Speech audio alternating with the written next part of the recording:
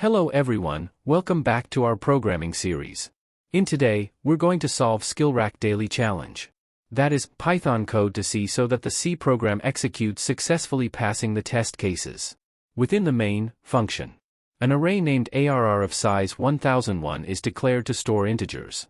The variable I is initialized to 0, serving as a counter to keep track of the number of elements in the array. The while loop uses scanf to read integers from the user input and stores them in successive positions of the ARR array.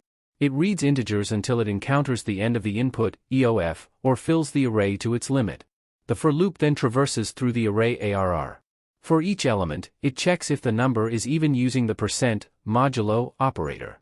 If the remainder after dividing by 2 is 0, it means the number is even and gets printed to the console using printf.